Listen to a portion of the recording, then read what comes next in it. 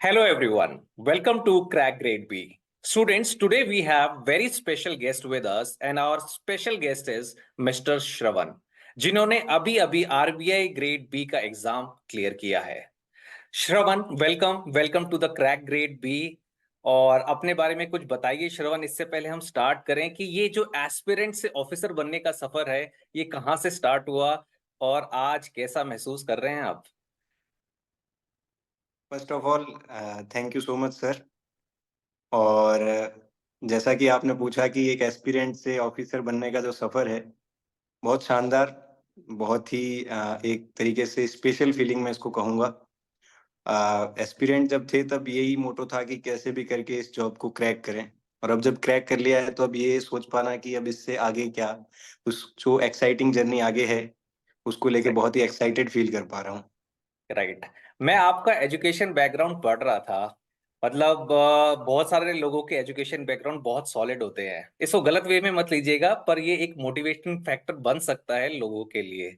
आपने normal Rajasthan university से BTech इन mechanical engineering किया। जी सर। उसके बाद आपने इंश्योरेंस का एक डिप्लोमा किया। मैं पढ़ रहा था उसको बहुत अच्छे तरीके से, ताकि मैं समझ पा रहा था कि बहुत हसल किया है तभी ये जॉब मिली है, नहीं तो ये जॉब मिलने वाली नहीं थी। है ना? जी आप सर। मानते हैं इस बात में? जी सर, मैंने 2017 में मैंने मैकेनिकल इंजीनियरिंग से पास आउट था मैं। हम्म। और वो मैंने जोधपुर के ही एक कॉलेज से करी थी, एसएलबीएस इंजीनियरिंग कॉलेज से। उसके बाद ऑब्वियस है, जो इंजीनियरिंग करता है वो गेट के लिए अपीयर होता ही है। तो राइट। मैंने भी ट्राई करा, बट उसमें कुछ बहुत बेहतर कर नहीं पाया। तो उसके बाद में मेरा एक बैचमेट, या जो मेरा इस पूरे करियर प्रोफाइल में जो मेरा एक गाइड रहा, हम दोनों साथ में गेट के लिए गए थे। हनुमान सिंह कारेल, वो भी एसबीआई में ब्रांच मैनेजर है। हम्म। तो हम दोनों साथ में ही तैयारी करते थे, हम दोनों कॉलेज में साथ में थे। तो जब हम जयपुर में गेट की तैयारी कर रहे थे तो ही स्विच्ड, उसने कहा कि मैं बैंकिंग में जाऊंगा। राइट। तो आई सेड कि जो आप कर रहे हैं मुझे भी करना है। हम्म। तो then I also switch to banking. He was first selected in IBPS clerk and then subsequently he was posted in SBI PO. Okay. और मेरी उस समय 2019 में एलआईसी के अंदर एडीओ में जॉब लग गई थी। फिर उसके एक महीने बाद असिस्टेंट का रिजल्ट आया, तो ADO being a marketing job, मैंने उससे असिस्टेंट में स्विच कर लिया। असिस्टेंट मतलब आपको पहली सीख अच्छी मिल गई, जिंदगी की पहली सीख कि भाई संगति अच्छी हो तो रास्ते अपने आप खुल जाते जी हैं। जी sir, I am very grateful to him and right. His whole family. उसके ही is like elder brother to me.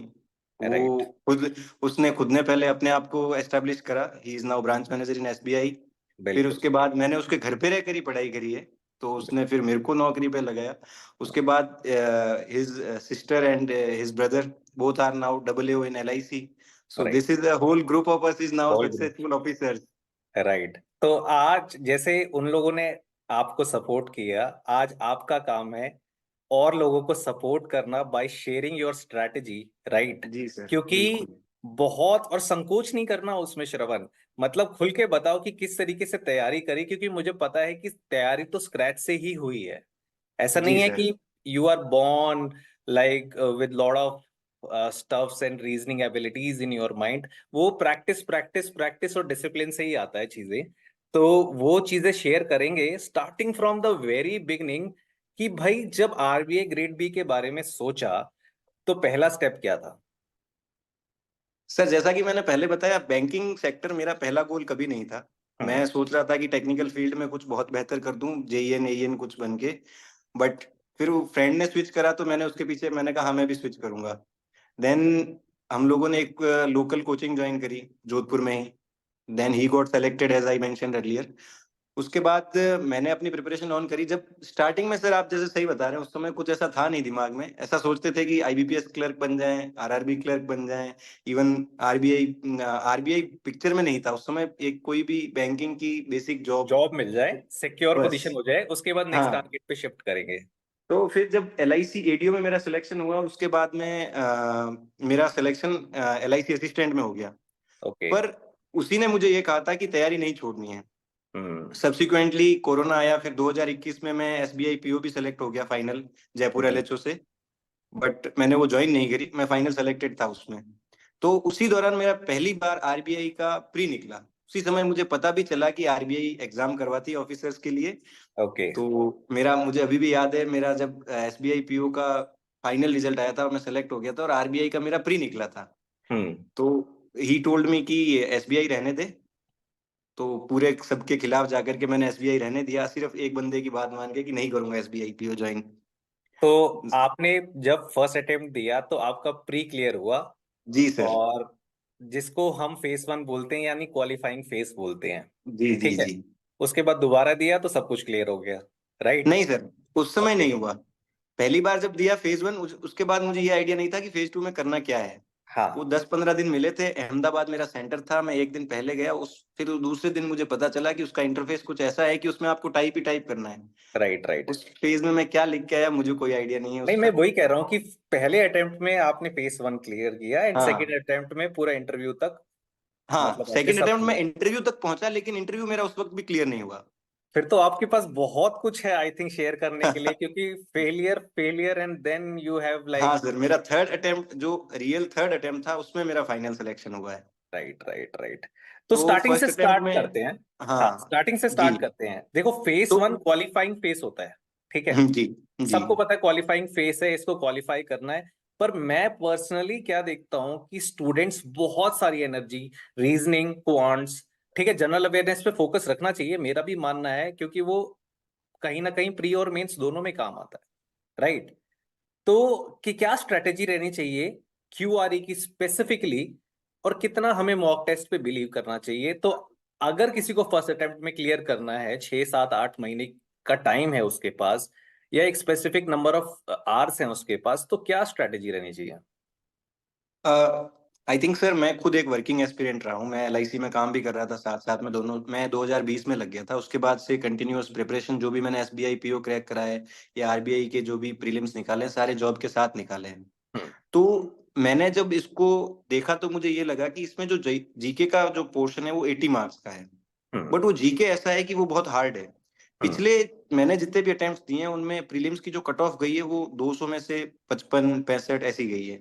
Right. तो जो क्वांट और जो रीजनिंग है वो हम्म। बहुत हाई लेवल के आते हैं, उनकी कट ऑफ 7 6 के अराउंड जाती है, उनमें हम्म। आप ज्यादा कुछ नहीं कर सकते। ज्यादा कुछ नहीं कर ये सकते। इंग्लिश कंपेरेटिवली इजी आती है, अगर आपकी इंग्लिश पे स्ट्रांग होल्ड है तो आप वहां स्कोर कर जाएंगे। मेरे इंग्लिश में ठीक मार्क्स आते थे। बट जो जीके थी वो बहुत इंपॉर्टेंट फैक्टर जो है रोल प्ले करती है उसमें, कि आप कितना आगे जाएंगे कट ऑफ में। राइट। तो जो मेरी स्ट्रेटेजी थी फेज वन में, जो तीनों बार मेरा फेज वन निकला, उसमें आई थिंक मैंने जब रीजनिंग करी थी वो मैंने एसबीआई पीओ के मेंस लेवल की करी थी। नहीं, और पहले क्वांट जीके भी की मेरी, बात करते हैं, पहले जीके की बात करते हैं। जीके का फंडा क्लियर कर दो कि मुझे जनरल अवेयरनेस का एग्जाम क्लियर करना है। 80 क्वेश्चन है, 80 मार्क्स है मेरे पास। मुझे जनरल अवेयरनेस का एग्जाम क्लियर करना है। मैं किस तरीके से तो जीके को बाइफरकेट करूं, क्या करंट अफेयर्स में मैं कितने महीने के पढूं, क्या मुझे स्कीम्स, कौन सी पॉलिसीज पे ज्यादा फोकस रखना चाहिए, तो ये जीके का फंडा हम पहले क्लियर करेंगे। आई थिंक क्यूआरई बहुत सारे लोगों का हद तक क्लियर होता ही होता है। हाँ सर, बैंकिंग एस्पिरेंट का क्यूआरई लगभग नॉर्मल लेवल पे, सबका एक बेस लेवल पे राइट। होता ही है। हम्म। जो आरबीआई का जीके मैंने देखा है सर, उसमें एक चीज नोट करी है पिछले 3 सालों में, कि वो बहुत डीप पूछता है। मतलब आप जितना हेडिंग्स में पढ़ लेंगे जीके, उसके हम्म। बाद उस पैराग्राफ में पढ़ लेंगे, उसके बाद में भी कोई आपसे वो डेट पूछ लेगा स्पेसिफिक, कि किस डेट के बाद चेंज हो रहा है। राइट। और कुछ ऐसे क्वेश्चन है, 80 क्वेश्चंस में से कुछ ऐसे क्वेश्चंस हैं जो आप कैसे भी आंसर नहीं कर सकते उनके क्वेश्चंस, क्योंकि इस बार जो 1983 का वर्ल्ड कप था उसके रन्स को लेकर के क्वेश्चन था, तो कोई भी इतना, आई थिंक, जो बहुत ज्यादा कीन नहीं है क्रिकेट में, वो नहीं पता कर पाएगा। तो आई थिंक ये टारगेट करना कि मैं 80 में से 80 स्कोर करूंगा, इज, आई डोंट थिंक ये good idea. Right. But comparatively उसका एक पैटर्न ये देखा जा सकता है कि आरबीआई फोकस करता है, एक तो जो फाइनेंशियल सेक्टर में सेबी क्या कर रहा है, हम्म। आरबीआई खुद क्या कर रहा है, नाबार्ड क्या कर रहा है, और जो गवर्नमेंट है वो हम्म। क्या कर रही है। वो क्या कर और रही है? कुछ जो रेप्यूटेटेड इंस्टीट्यूट है जिनकी रिपोर्ट्स आती है, उनमें क्या ऐसा आया है, या कुछ रेप्यूटेड ऐसे आरबीआई, इंस्टीट्यूट्स जैसे आप बताओ, एक्सप्लेन करो जैसे रेप्यूटेड सर इंस्टीट्यूट। आईएमएफ ने कोई ऐसा निकाल दिया कि ये अभी हमारी ये प्रेडिक्शन है, या फिर वर्ल्ड बैंक ने कुछ कह दिया, एशियन राइट। डेवलपमेंट बैंक ने कोई लोन दिया, वो स्पेसिफिकली किस स्टेट में कितने का दिया, ऐसे क्वेश्चंस जो डीप पूछे जा सकते हैं ये वो पूछे हो आप। सकते हैं। जी राइट। तो बेसिकली अगर मैं आपसे एक सवाल पूछूं, अब मेरे पास पर्सनली, अगर मैं एक एस्पिरेंट हूं और मैं एक जॉब भी कर रहा हूं, तो मेरे पास तो इतना टाइम है नहीं ना कि मैं सब जी चीजें सर। करूं। तो अगर मैं किसी का भी एक जीके कैप्सूल फॉलो करता हूँ लाइक फॉर 6 मंथ्स या 8 मंथ, तो मैं कितने मंथ्स का करूँ?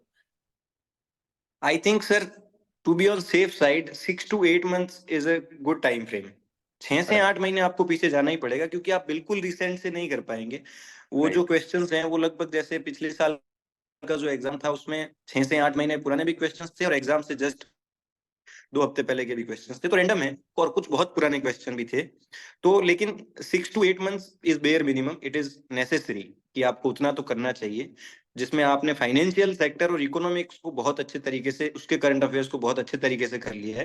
बाकी राइट। कुछ भी दूसरे क्वेश्चंस आप देख सकते हैं। राइट।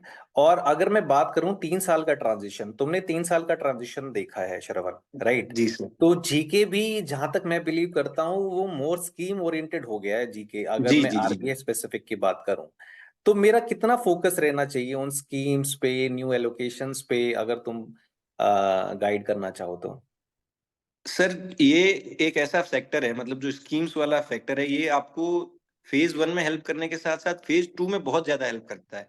जो राइट। भी लोग फेज 2 में ईएसआई लिखेंगे, हम्म। उनके लिए जो करंट अफेयर्स वो लोग अभी पढ़ रहे हैं वो बहुत इंपॉर्टेंट रहेगा। क्योंकि जो ईएसआई के डेस्क्रिप्टिव के जो क्वेश्चंस आएंगे इस बार, जैसे आई थिंक माइग्रेशन पे क्वेश्चन था, रिपोर्ट थी वर्ल्ड माइग्रेशन पे, उस पे राइट। था, तो वो पहले आई थी। और जो ऑब्जेक्टिव टाइप के क्वेश्चंस होते हैं उनमें भी इकोनॉमिक्स में जो ईएसआई वाला पार्ट है उसमें स्कीम बहुत इंपॉर्टेंट रोल प्ले करती है। तो राइट। जितना आप इनको डीप पढ़ सकते हैं, इनको आई थिंक हाईएस्ट प्रायोरिटी पे रखा जाना चाहिए स्कीम्स को, आरबीआई ओके। सर्कुलर्स को, जो नए नए आरबीआई सर्कुलर्स निकालती है। तो ये सबसे इम्पोर्टेंट है कि आप डिपार्टमेंट ऑफ फाइनेंस के कुछ ऐसे आ रही है स्कीम्स, या कुछ हम्म। ऐसी स्कीम्स हैं जो पॉवर्टी एलिवेशन पे काम कर रही हैं, एजुकेशन में, हेल्थ में है, वो सारी ही बहुत इंपॉर्टेंट है। और उनको आप अगर फेज 1 से पहले अच्छे से पढ़ लेते तो वो फेज 2 के ईएसआई पोर्शन में बहुत मैसिवली हेल्प करती है। राइट। राइट, क्योंकि लोड खत्म हो जाता है ना, क्योंकि फेज 2 में हमें डिस्क्रिप्टिव स्टाइल की भी प्रैक्टिस करनी है। जी राइट। जी जी। क्योंकि ज्ञान तो हमारे पास बहुत अच्छा है, पर हम प्रोजेक्ट नहीं कर पाएंगे तो उस ज्ञान की महत्वता कम हो जाती है ना। तो जी जी प्रोजेक्ट सर। करना भी आना चाहिए स्टूडेंट्स। इसी बात को मैं थोड़ा आप लोगों को बताना चाहूंगा कि प्रोजेक्शन भी is a thing which you need to consider, right? तो ठीक है, जीके की हमने डिटेल में बात करी। और क्यूआरई की अगर मैं अपनी पर्सनली स्ट्रैटेजी शेयर करता हूँ स्टूडेंट्स के साथ, तो मैं ये कहता हूँ कि अपने वीक एरियाज को बस अच्छा करते जाओ और मॉक टेस्ट देते जाओ, आपका क्यूआरई तो सॉर्टेड है। और बस। जिसका क्यूआरई बैकग्राउंड नहीं है, प्लीज गो फॉर लाइक मेंटरशिप्स, आप अपने क्यूआरई को स्ट्रॉन्ग कीजिए और आरबीआई एग्जाम को निकालिए। इससे ज्यादा आपके पास कुछ है फेस 1 में, या हम फेस 2 की तरफ बढ़ सकते हैं श्रवण? फेज 1 में this is more than sufficient. आपने जो बात बताई मैं उसी को वापस कहना चाहूंगा कि जो आप मॉक टेस्ट देंगे दैट इज वेरी इंपॉर्टेंट। आप राइट। उसका प्रॉपर एनालिसिस कीजिए, और कोशिश राइट। ये कीजिए कि जो नेक्स्ट मॉक टेस्ट आप दें उसमें जो सेम मिस्टेक ना करें जो आपकी पिछले मॉक टेस्ट में हुई है। That is right. How you improve. Right. This is the best thing. Best thing. अब फेस 2 की अगर मैं बात स्टार्ट करता हूं ना, तो सबसे इंपॉर्टेंट, मैं एफएम की भी बात करूंगा, मैं ईएसआई की भी बात करूंगा। लेकिन बहुत सारे स्टूडेंट्स ऐसे रूरल एरिया से आते हैं जो आरबीआई बनने का सपना तो जरूर देखते हैं, आरबीआई ग्रेड बी ऑफिसर बनने का सपना।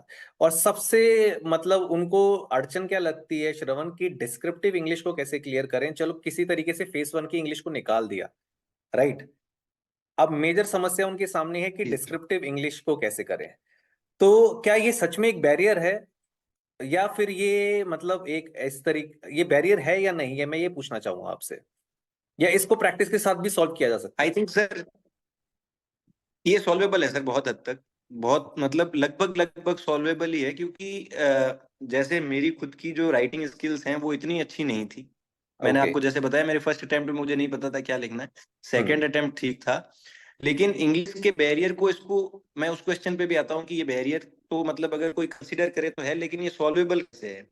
For okay. एग्जाम्पल, अगर आप आरबीआई को सीरियसली लेना चाहते हैं तो जो इंग्लिश का कोई भी एक न्यूज़पेपर, मिंट या बिजनेस स्टैंडर्ड, मेरे केस में वो बिजनेस स्टैंडर्ड था, हम्म। उसको आप बस पढ़ लीजिए। उसका जो एडिटोरियल किया जाता है उसमें वो इसी तरीके से लिखते हैं कि उसमें आपको पता चल जाएगा कि ऐसे किस तरीके से उन्होंने स्टार्ट करा, कैसे उन्होंने बीच में सारी बातें बताई, उसके बताए, डिसएडवांटेज बताए, और लास्ट में जाके उसको कैसे समराइज करा।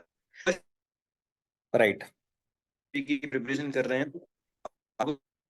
आपका थोड़ा सा आई नेटवर्क थिंक ब्रेकेज है इंग्लिश श्रवण, का अगर आप थोड़ा, हाँ, आप, it's okay, now you can continue. Hmm. जी सर। तो कोई भी एक न्यूज़पेपर को अगर आप डेली पढ़ते हैं तो वो आपकी करंट अफेयर्स में हेल्प करेगा, डिस्क्रिप्टिव इंग्लिश में हेल्प करेगा और सबसे ज्यादा इंटरव्यू में हेल्प करेगा, क्योंकि आप अवेयर रहेंगे बहुत सारे सिनेरियोज को लेकर एडिटोरियल से। तो उसको राइट ऐसे सॉल्व करा जा सकता है सर। Right right. और मतलब कितना मैं पढूं, मतलब 6 महीना करूं ऐसा, 8 महीना करूं, 10 महीना करूं, 3 महीना करूं, 2-4 महीने, कितना करूं मैं? सर मतलब ये मैं न्यूज़पेपर एक तो रियल आप रियल लाइफ प्रॉब्लम बता रहा हूँ मैं आपको श्रवण, क्योंकि देखो आपको अब मैनेज ही करना है आरबीआई ऑफिस को, right? And if you have to manage, और मैं आपको एक प्रॉब्लम दे रहा हूँ कि एक स्टूडेंट को स्टार्ट करना है, राइट? तो कितना टाइम देना पड़ेगा? आई थिंक अगर किसी स्टूडेंट को, जो मेरा सर खुद का था, मैं जब ऑफिस से आता था खाना खाने हम्म के बाद में, मेरा ऐसा शेड्यूल था, मैं अपना शेड्यूल शेयर कर देता हूँ सबके साथ। मेरा हम्म ऑफिस है 10 से 5:30 बजे का। साढ़े हम्म पाँच बजे हम लोग फ्री हो जाते हैं जनरली, तो 6 बजे तक घर पहुंचते हैं। 7:30 बजे या 8 बजे के लगभग मैं लाइब्रेरी जाता था, और हम्म। फिर वहां पे 11:30-12 बजे लाइब्रेरी से वापस आता था। ये मेरा रोज का शेड्यूल था ड्यूरिंग दीज 4 to 5 months। ठीक है। तो जो फर्स्ट थिंग थी, मैं शाम को ऑफिस से आने के बाद में जो मोबाइल था तो उस पे या टैबलेट पे न्यूज़पेपर खोलता था, उस दिन का पीडीएफ हम्म सब्सक्रिप्शन ले रखा था, और उसमें उनको पढ़ता था हेडिंग्स को। अगर कहीं आरबीआई मेंशन करा है तो उसको पूरा पढ़ लिया, अगर कहीं सेबी लिखा है तो पूरा पढ़ लिया। कुछ ऐसे एडिटोरियल्स हैं जिनमें कुछ ऐसा लिखा है कि जो काम का हो सकता है, उसको पूरा पढ़ा। अब बाकी पढ़ लिया या नोट्स भी बना लिए? सिर्फ उसको सिर्फ पढ़ा सर, उसको नोट्स सिर्फ ही पढ़ाई, बना। उसके नोट नहीं बनाए। ओके। तो उसको पढ़ने के बाद मुझे आइडिया हो जाता था कि ये हो रहा है। फिर उसके बाद में जैसे मेरे पास क्रैक ग्रेड बी का मटेरियल था, और हम्म मैं पीआईबी रोज देखता था हम्म जैसे मेरे को टाइम मिला। पहले सबसे पहले न्यूज़पेपर को मैंने देख लिया कि इसमें क्या क्या काम का हो सकता है, उसको पढ़ लिया।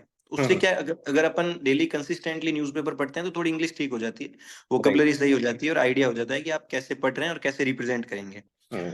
उसके बाद में जो सेकंड स्टेप था, उसमें करंट अफेयर्स जो मेरे को मतलब उस दिन के लिखने थे, वो राइट। मैं जैसे अगर मेरे को मिल गए सारे एक जगह पे, क्रैक ग्रेड बी पे जैसे सारे एक जगह पे मिल जाते हैं, हम्म। अफेयर्स क्लाउड पे भी मिल जाते हैं, लेकिन अफेयर्स क्लाउड उतना डीप नहीं देता आपको करंट अफेयर्स जो आरबीआई के लिए चाहिए। नो हाँ, डाउट आरबीआई ओरिएंटेड क्लाउड नहीं इज है ना। Best. Hmm. Hmm that is best for general examinations like SBI PO and all. तो फिर उसके बाद में आपको उसमें फाइनेंशियल करंट अफेयर्स में लिख लेता था। हम्म। देन उसके बाद में जैसे फेज 1 अगर नजदीक है, जैसे उससे पहले मैंने अपना मैनेजमेंट, क्योंकि डेस्क्रिप्टिव है तो वो कंप्लीट कर लिया था। लेकिन राइट। अगर फेज 1 नजदीक है तो फिर मैं एक मॉक टेस्ट देता था कंप्लीट। समझ मॉक गया। टेस्ट देने के बाद में ये एनालिसिस करता था कि मेरे मार्क्स कितने आ रहे हैं, और कहाँ पे दिक्कत हो रही है, कौन से सब्जेक्ट हैं जिनपे मेरे को काम करना है। काम करना चाहिए। जी सर। ठीक है, तो डिस्क्रिप्टिव इंग्लिश को आपने इस तरीके से टैकल किया, राइट? जी सर। जी। और अगर अब हम एफएम और ईएसआई की बात करें, तो मतलब आप एक एक करके दोनों के बारे में बता दो। एफएम पे मैं कैसे फोकस करूं, क्योंकि 50% ऑब्जेक्टिव 50% सब्जेक्टिव तो वहां पर भी है, जी जी। राइट? तो ऐसा तो नहीं होगा कि ऑब्जेक्टिव सोच के एग्जाम क्लियर तो होने वाला नहीं है। Same goes with ESI. ठीक है, जी तो सर। इन डेप्थ नॉलेज तो कहीं ना कहीं चाहिए स्टूडेंट्स को। ठीक है, तो किस तरीके से क्या सिलेबस ब्रेकअप रहेगा इंपॉर्टेंट टॉपिक्स का, और किस तरीके से हम टैकल करें उन दोनों सब्जेक्ट्स को? मेंस में सर जैसे तीन जो बहुत ही इंपॉर्टेंट पार्ट जैसे हैं, इंग्लिश हम्म। डिस्क्रिप्टिव को हम लोगों ने कवर कर लिया कि आप न्यूज़पेपर को पढ़िए, और राइट। कुछ अगर आपको टाइम मिल रहा है तो किसी एक चीज के बारे में लिख लीजिए। जैसे मैं लिख लेता था पेन एंड पेपर से, कोई एक हम्म। टॉपिक आया तो दिन में मैंने लिख लिया, ऑफिस में लिख लिया या वर्ड में टाइप कर लिया, तो उससे टाइपिंग प्रैक्टिस हो जाती थी और थोड़ी इंग्लिश की प्रैक्टिस हो जाती थी। सेकंड, एफएम में दो हैं, फाइनेंस एंड मैनेजमेंट। तो राइट। मैनेजमेंट का जो पोर्शन है वो पूरा स्टैटिक है। एफएम जो पूरा पेपर है, जो पेपर 3 है आई थिंक, हाँ, तो ये इजी काउंट होता है इन कंपेरेटिवली इन तीनों में, तीनों क्योंकि में। इसका जो ऑब्जेक्टिव है वो भी पूरा स्टैटिक आता है, और डिस्क्रिप्टिव में भी आपको लगभग लगभग या तो मोटिवेशन थ्योरीज या लीडरशिप थ्योरीज में से कुछ मिल जाएगा, या एफएम में से, फाइनेंस में से कुछ क्वेश्चंस मिल जाएंगे जो बिल्कुल। कि कंपेरेटिवली इजी हैं। इजी तो है। फाइनेंस एंड मैनेजमेंट में तो आई थिंक आपको जो सिलेबस में दिया हुआ है वर्ड बाय वर्ड, उन सारे टॉपिक्स को कर लेंगे तो बहुत है। ओके। बट इसमें ध्यान ये रखना है कि मैंने इनका मल्टीपल रिवीजन करा था। हम्म। मैनेजमेंट एक ऐसा सब्जेक्ट है जिसमें आपको ये लगेगा कि मुझे सब आता है, लेकिन फिर आप जब लिखने जाओगे तो आपको कुछ भी नहीं आता है। कुछ भी नहीं आता। जी सर। नहीं, तो रिवीजन तो बहुत इंपॉर्टेंट है श्रवण। मतलब एक्चुअली क्या होता है ना, स्टूडेंट्स प्लान तो बहुत सारे फॉलो कर लेते हैं, 45 डेज स्टडी प्लान एंड जी 30 जी। डेज स्टडी प्लान, ऐसे प्लान तो बहुत फॉलो करते हैं, पर उनके प्लान में एक रिवीजन का एस्पेक्ट जो होता है ना वो मिसिंग होता है, और वो आई थिंक तुमने 2 साल का जो जद्दोजहद जो तुम्हारा हो नहीं पाया ना, उससे कुछ सीख लिया कहीं पे कि यार रिवीजन के बिना तो नहीं हो रहा है। ठीक है। मेरे पहले 2 साल की सबसे बड़ी लर्निंग यही थी कि मैं रिवीजन ही मिस कर रहा था सर। जैसे ही मुझे यही, ये समझ में आया तो उसके बाद इजी हो गई चीजें। क्योंकि जब तक फैक्ट्स एंड फिगर्स यहाँ दिमाग में नहीं होंगे तो आप उसको प्रोजेक्ट तो नहीं कर पाओगे। बहुत अच्छी इंग्लिश लिख लोगे, सब कुछ लिख लोगे, आपको पता ही नहीं है स्कीम कौन सी लॉन्च हुई, आपको याद ही नहीं है, तो आप करोगे कैसे? तो दिक्कत हाँ, सारी यहाँ आ जाती है। तो revision is very revision, important. Right, तो रिवीजन इंपॉर्टेंट है। अच्छा चलो, आपने उसके बारे में बता दिया, अब नेक्स्ट सब्जेक्ट की तरफ मूव करते हैं कि उसको आपने एलोबरेटिव बताया। हाँ, तो एफएम में तो सर ये है कि आप उसको जो सिलेबस है उसको वर्ड बाय वर्ड आप देख लीजिए और उसको पढ़ लीजिए पूरा, एंड उसको बेटर रिवाइज कर लीजिए 2-3 बार, तो फिर वो उसमें आपके मार्क्स अच्छे आ ही जाएंगे, no doubt. Right. ESI is a typical subject, ये क्योंकि डायनेमिक है। हम्म। और ये आई थिंक मेरे लिए तीनों सब्जेक्ट जो तीनों पेपर थे उनमें सबसे हार्डेस्ट था। राइट। पहले 2 साल में मेरे ईएसआई में जो फर्स्ट पहली साल जो मार्क्स आए थे वो डेस्क्रिप्टिव और ऑब्जेक्टिव में बहुत ही खराब थे, क्योंकि हम्म। उनमें कुछ नहीं लिख पाया था। इस साल भी जो ईएसआई का पेपर था वो काफी हार्ड था, क्योंकि उसमें सब कुछ बहुत डायनेमिक है। हम्म। तो इसके लिए आई थिंक जो स्ट्रेटेजी काम करती है, जो मैंने पहले बताई थी, कि जो इकोनॉमिक्स से रिलेटेड कुछ पढ़ रहा है, स्कीम्स पढ़ रहा है, रिपोर्ट्स पढ़ रहा है, कुछ भी पढ़ रहा है, उनको इन डेप्थ पढ़े। बिल्कुल। जैसे बजट है, तो बजट में अलोकेशंस हैं, मिनिस्ट्रीज को जो अलोकेशन हुए हैं उनसे जो स्कीम्स निकली हैं, उन स्कीम्स में क्या क्या, उन स्कीम्स के इन डेप्थ में क्या है, वो राइट। क्वेश्चंस बनते हैं। बिल्कुल। तो ईएसआई जो आदमी जब फेज 1 को लेके बैठा है कि मैं फेज 1 की करंट अफेयर्स की प्रिपरेशन कर रहा हूँ, उसको उस वक्त उस समय अपने दिमाग में ईएसआई का मेंस रखना चाहिए, कि जो राइट। भी मैं गवर्नमेंट स्कीम्स कर रहा हूँ, जो भी मैं आरबीआई के सर्कुलर्स कर रहा हूँ, या जो नई रिपोर्ट्स आई हैं उनको कवर कर रहा हूँ, तो इनको मुझे मेंस में लिखना भी पड़ेगा। तो आई थिंक ये वहां बहुत ज्यादा हेल्प करेंगी। राइट। एंड इसके अलावा कुछ आपका फेज 2 फॉर मतलब जनरल गाइडेंस, मतलब हमने एक एक चीज को एलोबरेटिवली डिस्कस कर लिया है, ऐसा कुछ चीज जो स्टूडेंट मिसिंग कर रहे हैं अभी भी आपके मतलब एक्सपीरियंस के ऊपर, अगर कुछ और शेयर करना चाहिए स्पेसिफिक फॉर फेज 2 ओनली। मैं अगर अपने सोर्सेज की बात करूं तो मैंने जो phase 1 phase 2 and even interview के लिए भी जो है सिर्फ एक ही प्लेटफॉर्म को यूज़ करा है, and that is crack grade B. I think it is very important to stick to one platform rather than referring to multiple platforms and resources, because that way you will be able to retain more. And और interview के लिए भी जो मैंने mock interview दिए वो सिर्फ crack grade B का जो एक फिजिकल मॉक इंटरव्यू हुआ था दिल्ली में, सिर्फ वही दिया था। So I would advise to aspirants to stick to one particular platform and revise more, so that it will be very helpful for their preparation. Sir, balance is very important. If you okay. Think कि वहां पे जब आप paper देने बैठेंगे उन 3 घंटों में, 3.5 घंटों में, जब भी जितना ड्यूरेशन है, तो अगर आपका किसी एक सब्जेक्ट में आपको लग रहा है कि यहाँ पे मैं ठीक नहीं कर रहा हूँ, तो हम्म। मोरल डाउन नहीं करना आपको। जैसे मेरा एफएम ठीक हुआ था, लेकिन मेरा ईएसआई जब पिछले साल खराब हुआ था, तो मुझे लगा कि मेरा पेपर गया। पेपर गया। लेकिन उसमें मेरे इंग्लिश में अच्छे मार्क्स आ गए, लेकिन हम्म। वो इंटरव्यू में कुछ कम मार्क्स की वजह से सिलेक्शन नहीं हुआ। तो अगर आपका फेज 2 अगर आप दे रहे हैं, तो बैलेंस इज वेरी इंपॉर्टेंट। आपको ऐसे नहीं करना है कि मेरा जैसे अब फेज 2 में किसी एक मान लीजिए ऑब्जेक्टिव में आपको मार्क्स नहीं आ पा रहे हैं, आपको राइट। लग रहा है कि पेपर बहुत हार्ड आया है, तो पेपर सबके लिए उतना ही हार्ड आया है। बिल्कुल वहां पे बिल्कुल। अपने आप का मोरल डाउन नहीं करना है कि यार ये निकल गया तो अब मेरे मार्क्स नहीं आएंगे, ऐसा नहीं होता है। राइट। तो वहां पे ये थोड़ा सा ध्यान रखना है कि आपको बैलेंस रखना है कि आप इंग्लिश में अच्छा कर दें, स्पेलिंग मिस्टेक्स कम कर दें, और जितने वर्ड लिमिट है उनके आसपास रहे, उनको उनसे ज्यादा भी ना लिखें, उनसे बहुत कम ना लिखें। कम ना लिखें। जी।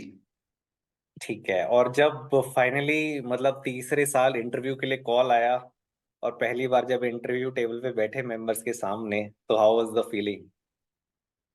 सर, डर लग रहा था, नर्वस था।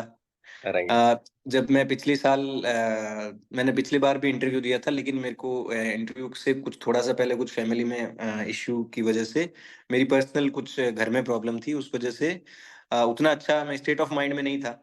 ओके। तो नर्वस था मैं उस समय, बहुत बुरी तरीके से फंबल कर गया था। तो हम्म। वो मुझसे कुछ भी क्वेश्चंस पूछ रहे थे, मैं उनका कुछ भी आंसर्स दे रहा था। तो वो जब राइट। बोर्ड आपके सामने बैठता है तो डर लगना लाजमी होता है, क्योंकि वो सारी स्टेट्स आप पे हैं, वो आपको उतना नोटिस कर रहे हैं, तो नोटिस कर रहे हैं। नेचुरल है कि नर्वस हो गया था बहुत ज्यादा। बट इस साल ये था कि मुझे पता था कि सब देखेंगे ही, तो हम्म। थोड़ा सा ठीक था। नर्वस तो राइट। इस बार भी हो गया था, बट ठीक है, मैंने कंट्रोल कर लिया था। But that was a great feeling, nervous और अच्छा लग रहा था कि एटलीस्ट इंटरव्यू तक आ पाए हैं। बिल्कुल बिल्कुल। और किस तरीके के सवाल होते हैं इंटरव्यू में? मतलब सब्जेक्टिव नॉलेज का टेस्ट हो गया है फेज वन में, मतलब स्किल्स का टेस्ट हो गया है, हर चीज का टेस्ट तो हो गया है, तो इंटरव्यू में सवाल किस तरीके के रहते हैं? जो बायोडेटा पहले भरवाते हैं सर इंटरव्यू से जस्ट पहले, ओके। मोस्टली जो है वो उसी के अराउंड रिवॉल्व करेगा, उससे ज्यादा दूर नहीं जाएगा। हर एक हम्म। का इसमें ऐसा नहीं हो सकता कि सबके लिए एक स्टैंडर्ड बेसिक प्रोसीजर हो गया कि आप इसको पढ़ लीजिए तो इंटरव्यू हो जाए, जैसे मेरी मुझे ऐसा प्रोफाइल है। लगता है ना कि इंटरव्यू का जो डायरेक्शन है ना, वो कैंडिडेट खुद ही डिसाइड करता जी सर। है ना? क्योंकि मोस्टली अगर वो कुछ हाँ। Out of the smart box में जाके आइडियाज देगा तो इंटरव्यूअर उसको वहीं मतलब पकड़ लेता है, ठीक है, और उसी में जी डिग सर। डाउन करना शुरू कर देता है। तो इंटरव्यू का तो इस तरीके से मैं मतलब मेरा भी जो एक्सपीरियंस है ना, वो इंटरव्यूअर खुद ही आप मतलब आप खुद ही ले जाओगे उसको कि आपको क्या पूछना है, मतलब you have to be very smart, है ना? जी सर। तो इंटरव्यू में उस चीज का ही आपको ध्यान रखना है कि जो इंटरव्यू रिवॉल्व करेगा वो आपके अराउंड और आपके बायोडेटा के अराउंड ही करेगा, जिसमें आपने बिल्कुल। जो लिखा है। जैसे मेरा ये था, जो नॉर्मल क्वेश्चन सबके होते हैं कि आपने बीटेक करी, अब आप आरबीआई में आ रहे हैं, आ रहे हैं। एलआईसी में आपकी ड्यूटीज क्या है, आप कैसे काम कर रहे हैं, एलआईसी इंस्टीट्यूशन राइट। में इन्वेस्ट कहाँ करता है। और फिर कुछ बेसिक क्वेश्चंस आरबीआई के बारे में कि आरबीआई ने अभी क्या करा रिसेंटली इन चीजों को लेकर के, आपके इंस्टीट्यूशन से आरबीआई कैसे रिलेटेड है। तो मोर और लेस वो पूरा का पूरा, जैसे आपने बताया कि इंटरव्यू की डायरेक्शन आप खुद तय करेंगे कि वो कैसे जा रहा है। अगर आप बहुत ऐसा। स्मार्ट प्ले करेंगे तो दे आर वेरी स्मार्ट, और अगर राइट। आप ठीक ठाक चल रहे हैं तो दे नो कि यू आर डूइंग बेटर और नॉट। हाँ, मतलब इम्पोर्टेंट इसलिए है ना क्योंकि 75 मार्क्स का है और 20% वेटेज कम नहीं होती श्रवण। अगर हम बात करें तो वेटेज का, इंटरव्यू का वेटेज बहुत है और जी सीरियसली सर। नहीं लेते हैं स्टूडेंट्स। और मैंने एक्सपीरियंस किया है, मतलब बहुत सारे लोगों से सुना है कि भाई इंटरव्यू को बहुत हल्के में ले लिया लोगों ने, जी और सर। नहीं बनी बात। मतलब this is not acceptable at all, मतलब हाँ, इन है ना? उस एक फेज के बाद में सर रिजेक्शन बहुत बुरा लगता है। बिकॉज पिछले साल दैट इज फेस एन करा था। Opportunity cost. अगर आपने वो जी सर। अपॉर्चुनिटी कॉस्ट भरी है, मतलब आई एम नॉट सेइंग कि योर फैमिली में मतलब जेन्युइन रीजन थे, पर बहुत आपको भी तो ये लगाओ कि उस एक एक साल भी तो गया है आपका, एंड जी then sir. Lot you of will have to pressure, start from scratch, you will again crash. Have to start from zero. तो मैं तो यही कहूंगा स्टूडेंट्स को, अगर जी जान लगानी है इस एग्जाम को क्लियर करने में तो एक ही बार लगा दो। Save your efforts and energy, your money and everything, right? Yes sir. तो इसमें मैं इतना ऐड करना चाहूंगा कि जिस भी स्टेज पे हो आप, like if you are in prelims, if you are in mains, if you are giving interview, give your 100%। आप उस एक मोमेंट पे अपना 100% दे सकते हैं, क्योंकि आप एग्जाम से जस्ट पहले बहुत मेहनत करके जाएंगे, लेकिन एग्जाम वाले दिन फंबल हो गए तो right. That will be high cost. वो बहुत बड़ी कॉस्ट आपको पे करनी पड़ सकती है। तो ट्राई अपना काम मेंटेन करने की कोशिश करें कि आप थोड़ा सा वहां पे पेशेंस अपना बनाए रखें, लूज ना करें। करेक्ट। और और पेशेंस तभी बनेगा ना जब आप ऐसी सिचुएशंस में बार बार जाएंगे, मॉक टेस्ट जी। बार बार देंगे, डिस्क्रिप्टिव इंग्लिश को बार बार लिखेंगे। पेशेंस तो ऐसे ही बनेगा। ऐसा तो है नहीं कि बिना प्रैक्टिस मैच खेले आप मेन मैच खेलने चले जाओगे और आप सेंचुरी मार के भी आ जाओगे, तो ऐसा तो होने नहीं वाला है ना। तो यही स्टूडेंट्स को समझना है कि आपको मॉक टेस्ट के साथ साथ रिवीजन भी करनी है। तो दोनों हैंड इन हैंड चलते हैं। ऐसा नहीं होगा कि आप एक ही चीज पकड़े जा रहे हैं, चलो मैं नोट्स ही बनाते जाता हूँ, एंड डेज पे रिवाइज कर लूंगा, वो होगा नहीं। आपको बार बार चीजों को रिवाइज करना पड़ेगा, राइट? उनको इम्प्लीमेंट करना पड़ेगा बाय गिविंग मॉक टेस्ट, और तभी आपका एग्जाम क्लियर होने वाला है। That's a hard truth, right? क्योंकि डिसिप्लिन और हार्ड वर्क तो कहीं ना कहीं रोल प्ले करेगा ही ना, उसके बाद आप यू कैन गो स्मार्ट। जी। इसमें सर वो एक फ्रेज है कि इसकी जो एबीसीडी है, ये मैंने ऐसे डेवलप करा है कि your ABCD should be correct, right. Always be consistent and discipline. Right. जितने आप कंसिस्टेंट रहेंगे, आई थिंक मेरे केस में जो मैं अपनी सक्सेस जो एट्रीब्यूट करता हूँ, लक एक बहुत बड़ा फैक्टर प्ले करता है, लेकिन I think I was very consistent in my approach. मैं राइट। डेली लाइब्रेरी जाता था, मैंने एक भी दिन लाइब्रेरी मिस नहीं करी जब भी मैं यहाँ था। अगर मुझसे कुछ पढ़ाई नहीं भी हो रही है तो भी I was in library, I was right. Not doing anything else. कई ऐसे दिन थे जहाँ पे मैं बिल्कुल भी नहीं पढ़ पाया, कुछ डिस्टरबेंस भी थे, लेकिन I was consistent and disciplined in right. My approach.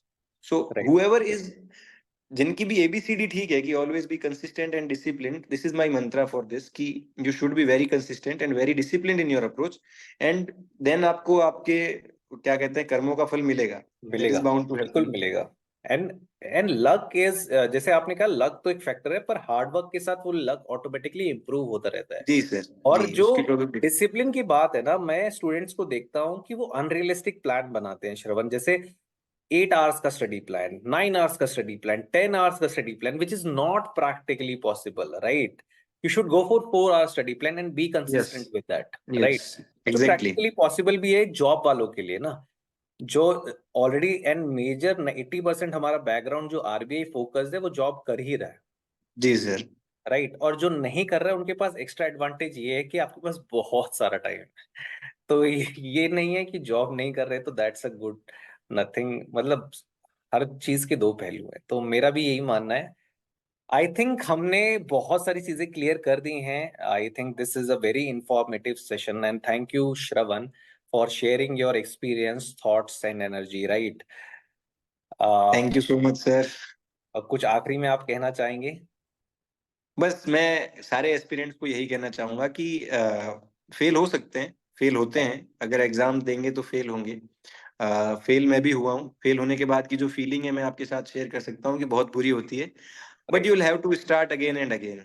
You right, can't. It's very famous quote जो मेरी जो सिस्टर अभी LIC में डब्ल्यू लगी है कि उनका है, कि I am not done when I am tired, I am done when I am done. कि जब राइट, मैंने काम कर लिया है तभी मैं रुकूंगी, मैं तब नहीं रुकती जब मैं थक चुकी होती हूँ। तो राइट, हम दोनों ने साथ में तैयारी करी थी, तो this quote of her is very important. कि राइट, आप राइट, जब तक किसी काम को हाथ में ले रहे हैं, अगर आपके पास जेन्युइन रीजंस हैं, अगर आप उसको लेके पैशनेट हैं, तो आपको उसके रिगार्डिंग काम करना ही चाहिए। बिल्कुल। तो और एंड फेलियर तो पार्ट ऑफ लाइफ है। फेलियर जी। Teaches you lessons and success boost your ego. तो जी। ये भी एक फेमस कोट है जो स्टूडेंट्स को ध्यान रखना चाहिए। एंड स्टूडेंट इसी तरीके से लगे रहिए। फिर से आरबीआई का नोटिफिकेशन आने वाला है एंड आपको ये वीडियो बहुत काम में आएगा if you are like very interested for like cracking this particular exam. So thank you students and thank you for watching Crack Grade B.